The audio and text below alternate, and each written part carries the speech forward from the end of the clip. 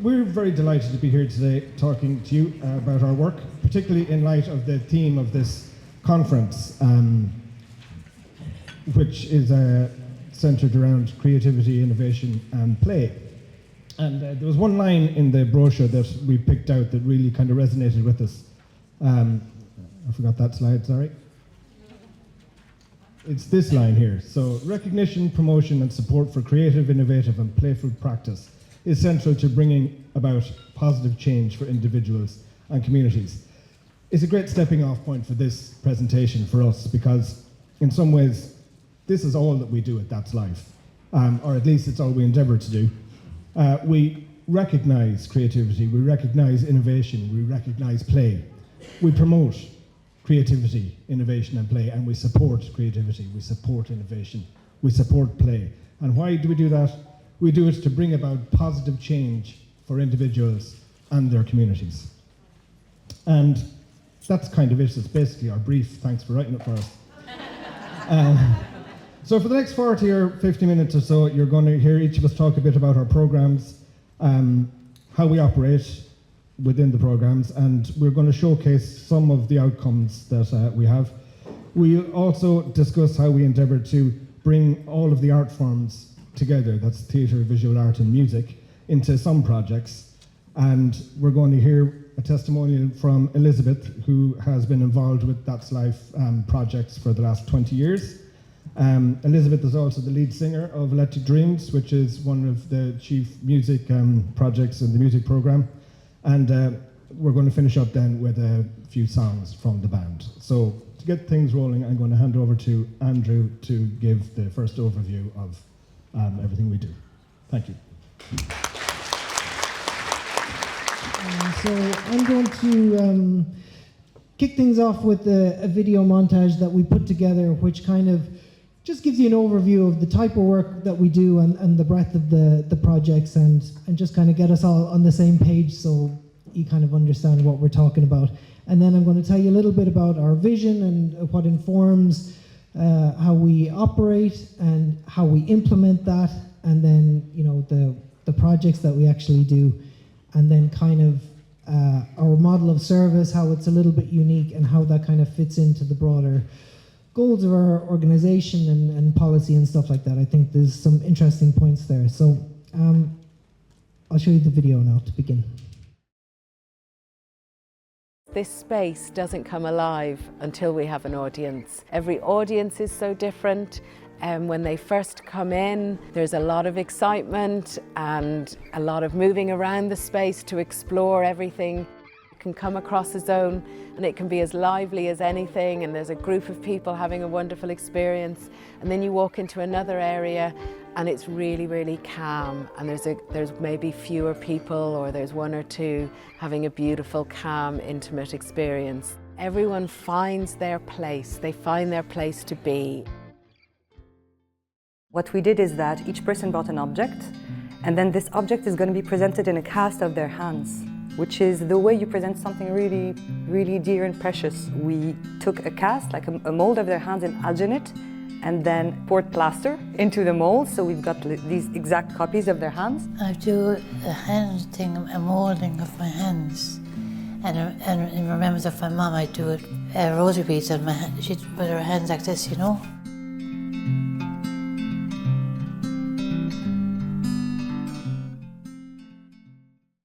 We introduced the idea to the participants as model making, I suppose, 3D model making. And the idea of a diorama then, I suppose, was the closest word that we could associate with what we had envisioned. What we're trying to achieve is that everybody makes specific props at scale to create that scene, and that we try and get some animation into it by using cams and levers and strings and cogs to make some of the elements of these pictures move, so that hopefully they tell a bit more of a story.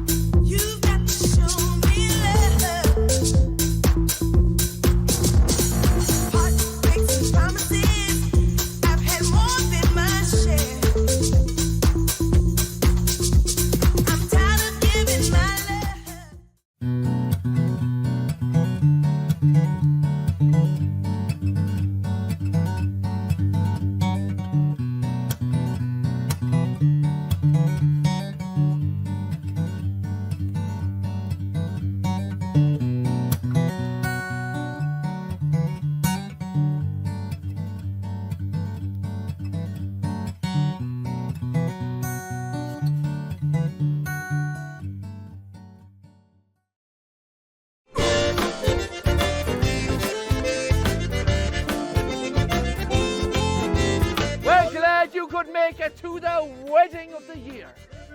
The Octopus Wedding! We are the Jellos. We are Galway's #1 wedding band. I think it's time to go, because we have a wedding.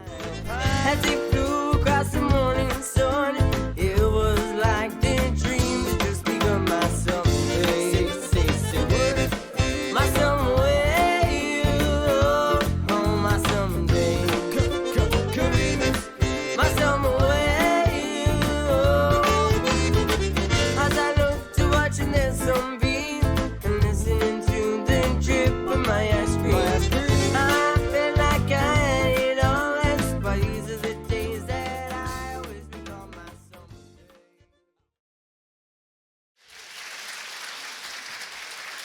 Thank you. So yeah, I hope that gives a kind of overview. And so, you know, at the heart of That's Life is a vision for individual flourishing through the arts. And our program nurtures happiness, self-worth, and a strong sense of belonging by fostering the following outcomes. So I wanted to start this talk by, you know, looking at the perspective, from the perspective of the people that we're working with and supporting, and what is kind of in it for them.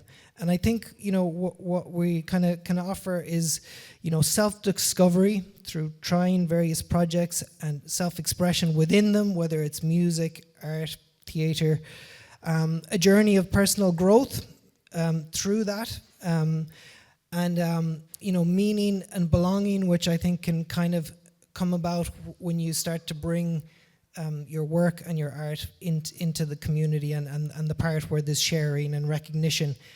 And impact, you know, is along those lines as well, which is, you know, how we can have an impact on, you know, our peers or our community, or even society more broadly potentially, and then being valued and celebrated. So this is kind of, you know, behind everything, and we believe that that arts engagement can serve as a transformative vehicle, guiding individuals towards these outcomes and enriching lives. So how do we do this? I thought it'd be good to, you know, bring this in, because there's a few things that we like to keep forefront in our minds that really guides how we operate, and that makes this possible. And, you know, firstly, I suppose it's, you know, seeking out and creating opportunities, and that can mean you know, coming up with new ideas or projects, or being aware of different artists that are doing interesting things, and getting in contact with them to you know, devise new projects. A commitment to quality, which is really at every level. That's from the delivery of a project to the, you know, the type of engagement we want, and how we want to present ourselves in public is really important to us. Quality all the way through. We work with professional artists, which we also think is very important. It links into the quality piece, but, you know, basically we want the people we're working with to work with the best possible people in their field, people who have expertise and people who are passionate about what they themselves do. And then, you know, the other piece is about individual choice and people, you know, choosing to come and work with us, and, you know, making choices at every step along the way. That the projects we offer, you know, we try to empower people to make decisions and to contribute to that. Collaboration is another big one, and we view this collaboration, you know, with the people, the individuals that we're supporting, we view them as collaborators. The artists that we're working with, and the colleagues, the social care workers, the support workers, team leads, and stuff like that, and venues, organizations, and funders. It's just this spirit of collaboration and a mindset like, let's work together, let's try and make things work. I think that's really important to how we operate. And then, of course, we're constantly looking for opportunities to take what we're doing and bring it into, you know, the wider context. And that could be through a presentation, a performance, or an exhibition, or something like that. And I suppose what we're aiming for here is a little bit. It's a little bit higher than participation. You know, participation is great, but actually, what we're trying to do is we want to add something of value to the cultural landscape locally and maybe even nationally, internationally, that people can recognize and we can be celebrated for those contributions in a genuine way.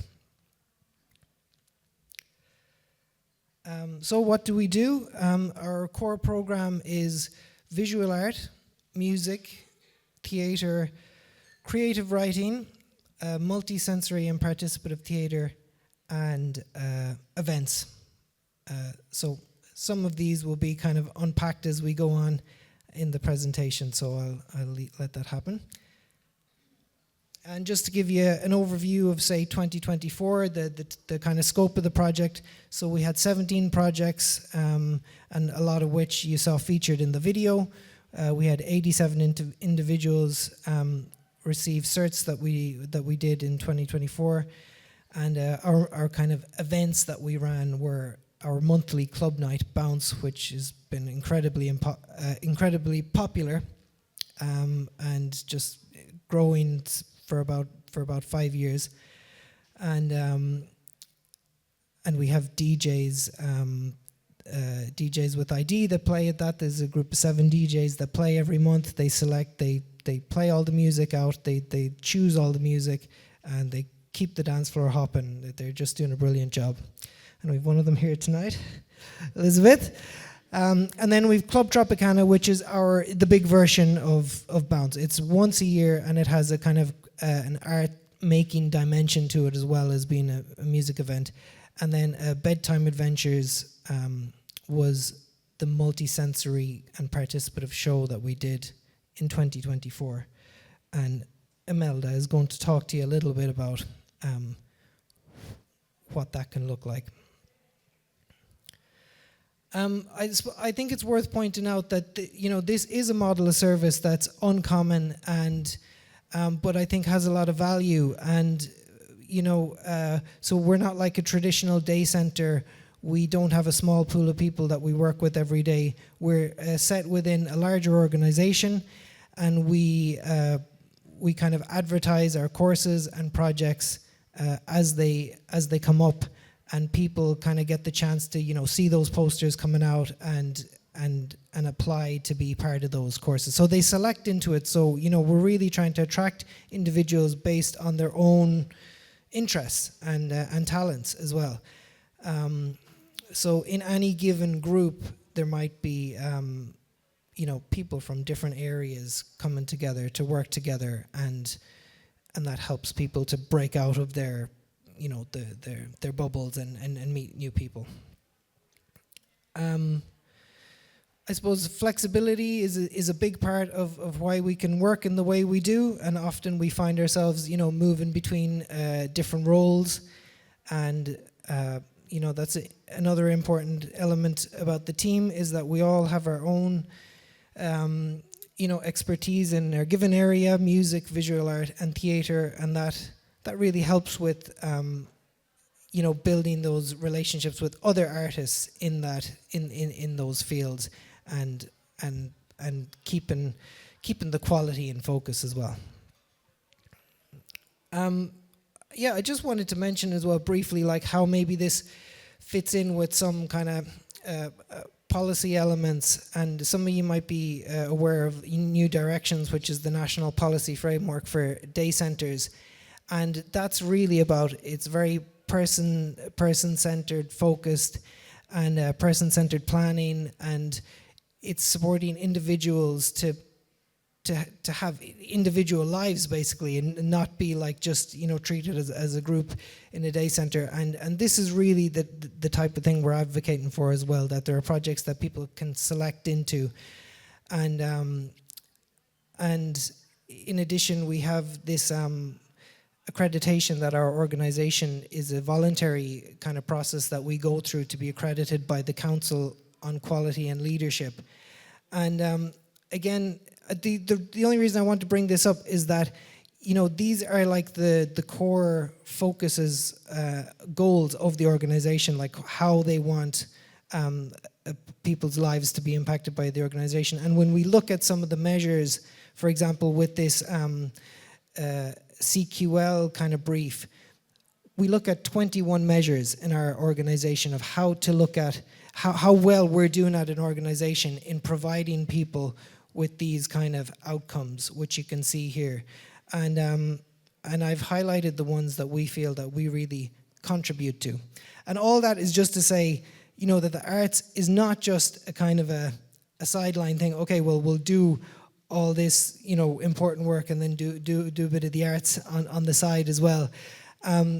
We're actually crucial and fundamental to the organization achieving the goals that they've set for themselves, you know. So it is important to see that actually this work does align with the way things are going in terms of policy as well. So I'll leave you with that. Thanks a million. And I'm going to introduce Elizabeth McCormack now to do a feature presentation. Thank you. My name is Elizabeth.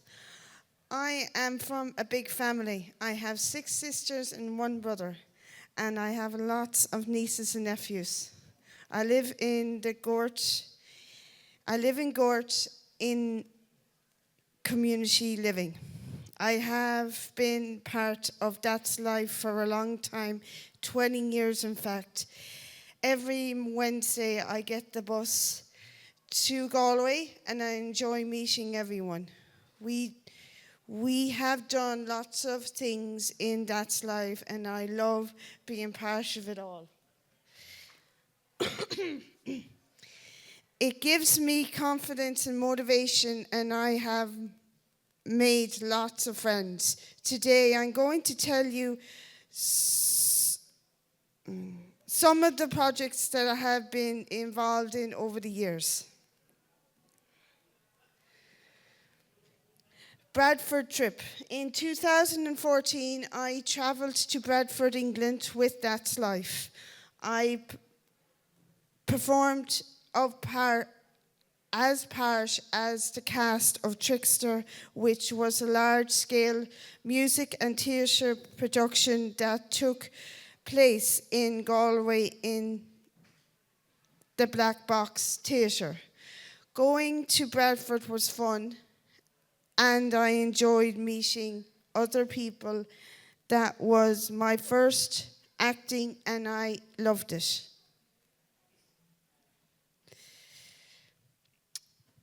I was part of the cast of Trickster in the Black Box Galway in 2014. And it was nice to meet the friends that I made in Bradford again, and it was great to perform with them in Ireland. Electric Dreams. We meet every week to rehearse and write songs together. We made our first EP, Positive, in 2016, and our daily album, Behind the Mask, in 2020. We play regularly in the Roisin Dove in Galway and our other music venues around the country. Being in the band shows me that I need to be helpful and to others and be patient and kind. Bounce DJ Night DJ. I started DJing with Bounce in 2018. There are 7 DJs. Every month we prepare our DJ sets and perform to enthusiastic crowd of club goers. My favorite artists are Michael Jackson, Westlife, and S Club 7. I love being a bounce DJ because I can pick nice songs for people to dance to. I like people to see my choice in music. Mr. President, you saw the clip earlier. In 2024, I performed in the opera called Mr. President. I played the part of the president. It was a very new experience. I had to do a lot of practice and vocal training. I was very nervous, but very happy. Everyone wanted to see it again. And thank you.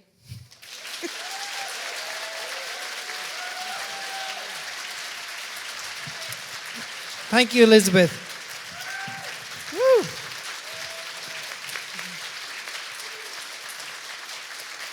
Well done, Elizabeth. So proud of her.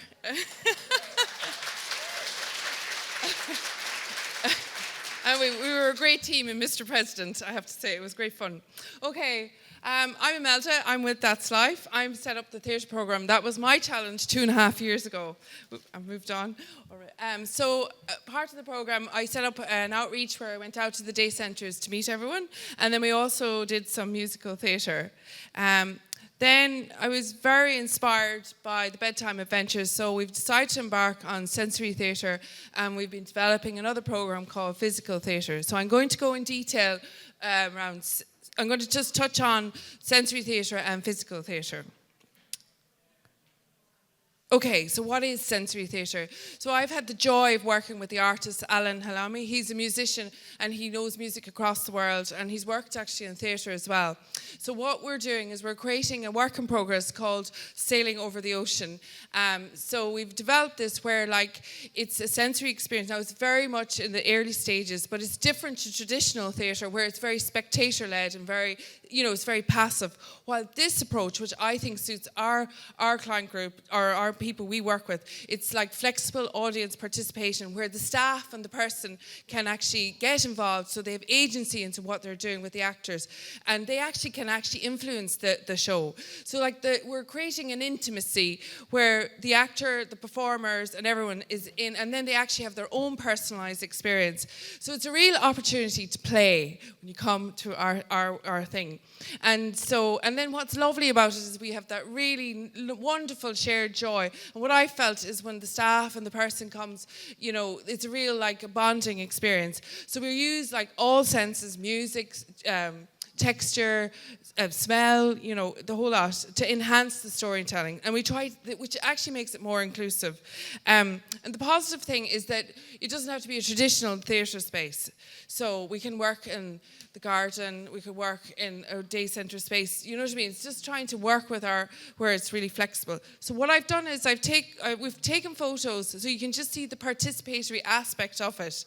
And you'll see, and there's just some music, just a short clip.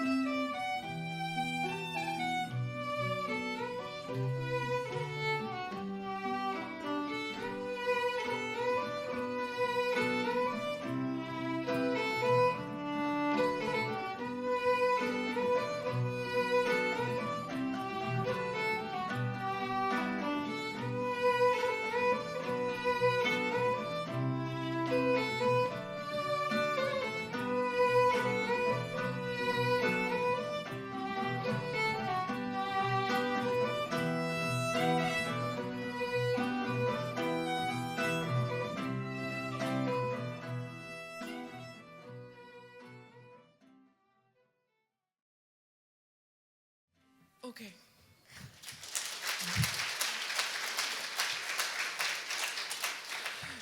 So it's been really positive. I mean, what's lovely about it is that we're supporting people who are very, lots of high needs, and we're getting everyone involved. So the next thing I'm going to cover is the physical theatre and mask.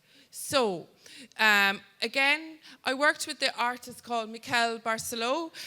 He trained in mask and with Lecoq. So it was he that actually came up with this color-coded system. I'm going to show you a photo.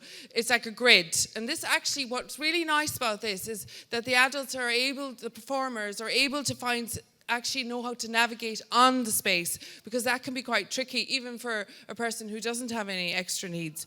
And then what we did was we started to play with objects to create like a visual image, and then these images we created like a story or a narrative, and we ended up creating a story, like a show called The Little Shop. But what we used a musical underscore which actually conveyed the emotional feeling, but also gave cues. So like they actually helped the performers to know when to come on stage and when not to. So I wasn't needed, which is the most important thing.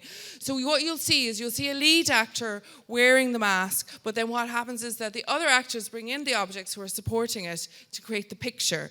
And what was lovely is that when we worked in pairs, we were playing to their strengths. Again, there was a visual cue about when to come and when not to come on stage. So we'll just show you the picture. So you can see there the grid, and then you'll see how the objects are there, and then you'll see Pete actually helped us creating all the props, and then what we did was we added the picture of the stage, like the shop. So I'm going to show you what it is in the rehearsal, so you can actually see what happened in rehearsal. Does he like it?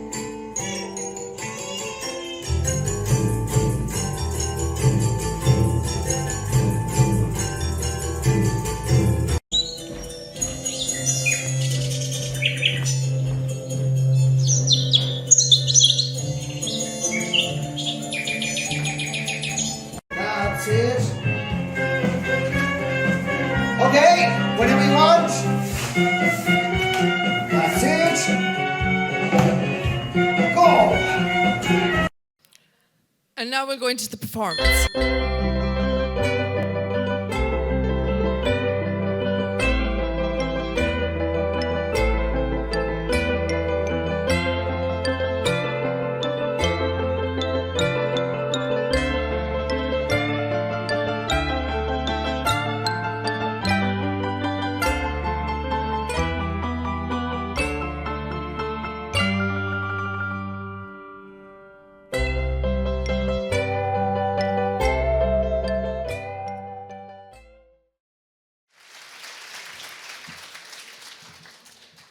And I'm just going to finish up before we hear the band with a little bit just about the visual arts program, some of which you've already seen.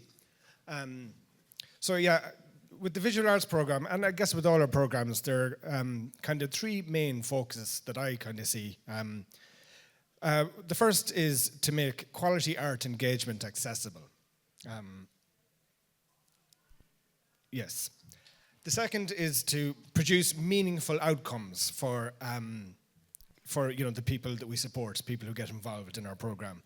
And the third is to have a lot of fun doing it. And each of these aims or objectives are, equally important. So how do we go about making engagement with art accessible? So I think that the main way that we try to do that in our program is to make quality work. We put an emphasis on the quality, that we are trying to produce work that is of a standard that we want to bring into public spaces, and we want to share and create conversations and have a meaningful engagement with the public, so that we have a dynamic conversation between the artists, the public, and the people who are exploring this work and doing the work with us. And with ourselves as well, of course. We ask artists, professional artists, to come in and share their practice with us, to share their processes, to show us the materials that they use, how they use them, and what they can do, how they can manipulate those processes and materials to produce something meaningful, something something worth exploring, I guess, right? And then we explore where we can take all of this as well. We kind of constantly trying to think about how we can present it or what we can do next with it. How can we combine these different ideas together, like particularly in projects that might overlap between music, art, and the theatre programs that we, is there a show that we can do that we can bring in a visual arts program into, or add a music program to it, and to do one coherent show that kind of has us all working together. Sometimes that's the aim. And a lot of the work that we do is also facilitating artists to work with the people that we support, because that doesn't come automatic to people. If you might see an artist whose work you like, and whose, I suppose, approach as well seems to be, they're approachable, and you get them in to do a project. But a lot of they don't have the skills necessarily to work with the people we support all the time. So we're facilitating that relationship constantly. And I think it's from a combination of, of that kind of thinking and developing those relationships that the best projects really come to the fore. So just on that second one, producing meaningful outcomes, as I've said, this is the way we do it. It's, we aim for high standards. If you aim for a high standard, what you produce immediately has meaning, because you've put the effort into it to try and make it as best as it possibly can. And we also engage with established venues and professionals. So we try to bring our work into the civic places in the city in particular, like in Galway, and throughout the country when we can as well. But we're based in the city, so a lot of the engagement that we do is in the city.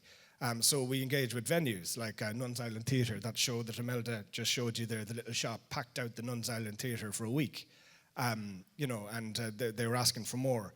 We do exhibitions in that space as well, because it's a black box space and you can bring all the lights down, bring in visual artwork and light it like a gallery space. And we develop relationships with the staff in these places. We have a wonderful relationship, particularly with that venue and with the Black Box in Galway and the Town Hall Theatre. And it's just by engaging with these professions, with people who do this work all the time, when they see us coming, we have a lovely relationship with them, and they love to see us coming, don't they? They do. It's great. And then they often say to us as well, we're not, we don't come with the same kind of baggage as a normal theatre company that's touring the world, and it's a very stressful, way of life, is touring theatre and that type of thing. But we can't afford to bring that kind of stress with us into our projects, so everything is at half speed and slowed down. Not all the time, but that's what we aim for, okay? So I'm going to fly through these here because we are running out of time. You saw a bit of this project earlier on. It's In My Hands with Time Emmett, a wonderful artist who kind of brought the idea to do some hand casting with the participants. And the idea was that each participant then would bring something precious to this hand cast and put it in the hands, and we'd find a way to present that. But it only started, she came and said, okay, let's explore casting. And that was it. And everything that happened after that was a conversation that developed with the people who came involved. So she suggested that we do this, and then we think about what precious things we're going to put into these, into our hands here. And the rest of the exhibition kind of came from that. So here you can see two of the participants with their final pieces at the exhibition. So the hand-casted piece was mounted on these totems, I guess, which tell the rest of the story. And if you put your ear up to these pieces, there was they told a story as well. There was a little speaker inside telling, a bit more of the story of each individual piece. And they ended up being quite personal stories, as you can imagine, that, what is something that you're going to hold precious in your hands. So it was just a wonderful exhibition. And it looked really well. It was lit beautifully. And on opening night, we had a lovely crowd as well. And it actually went out on a second, there was demand first, so it went out a second time the following year again.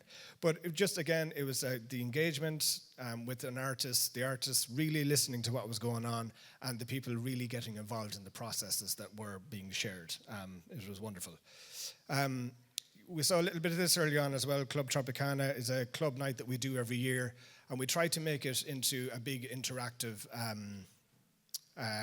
immersive installation experience as well. So you imagine a room like this, blacked out completely, stage with bands on it and DJs, and then all around you above your head and on the walls are big, massive props based on the theme of that year. So in this one, might see some fish there. This one was the Magic Garden, the original Magic Garden. So all these big, large props were made in workshops that we did over a number of months in our workshop, where we invite people in, again, throughout the services, anyone who wants to get involved in making or painting or, kind of getting at the theme, and then installing it on the night, and then going out and having a great night. And when people come to Club Tropicana, they walk into the room and they're surrounded by the work that they've spent the last couple of months making. And it really just makes for a wonderful community experience and a great night out. And it's one of the highlights that we do every year because it just hits so many people. After COVID, when people were still afraid of kind of gathering together in venues, we did Club Tropicana in a tent in the Wall Garden in Kilcornan, in Galway. So you can see here that we kind of tried to take the same idea and we put all the fish on the roof and we used fishing nets all over the place. So it was Club Tropicana, but in an outdoorish kind of setting. And we did that for a number of years as well. So we kind of moved between the Black Box and the Wall Garden in Kilcornan.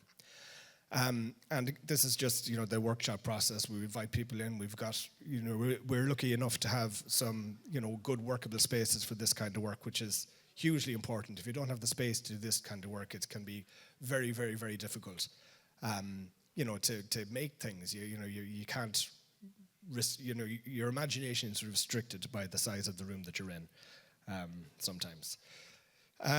This another project we worked with artist Tiago DaSilva, Ceramics in Nature. She's a wonderful ceramic artist based in Galway.